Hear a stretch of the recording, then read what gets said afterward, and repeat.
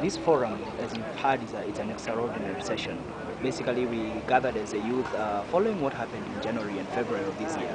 We felt that it is important that the youth come together and have a dialogue on what then can be their role in reconstructing this country, but more importantly so, in engaging the issues that have been ignored for a long time. Issues of land, issues of how the various communities can work together and live together, issues of development and how to engage poverty and the rising gap of inequality. And so basically we are here to have that conversation, and that's why we have young people from across the country appreciating that young people are quite a big number in this country, but also appreciating that they need to actively engage in this society. So by the time the discussions are over, we hope that we will have focused quite a lot on key areas, issues of reconciliation, issues of the national accord and what it means to this country, and issues of what is the role of the youth, both at an individual level and at a community level, in developing their skills, because these are the people who are going to take over the opportunities in this country. This is, in a nutshell, basically that's what we are here to do. But how do you hope to achieve that, considering that, are the youth feeling like they're being represented in all ways? There are two main ways of the youth engaging in that. One is through the engagement of the very everyday things that they do in their communities, in their work.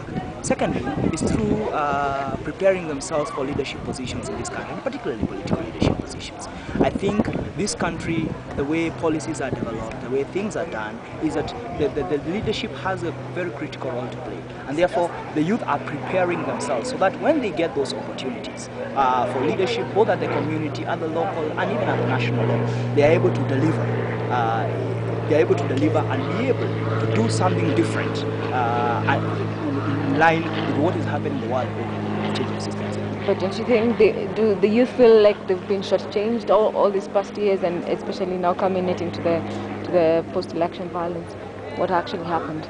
I think, do they have a role? As I noted in my presentation, is that the youth feel strongly that they have been more or less used as foot soldiers. And this is something because the unemployment rates among the youth are so high. And therefore, anybody coming in and offering anything that they can do, that happens. But again, the youth of this country are appreciating that feeling shortchanged is not enough.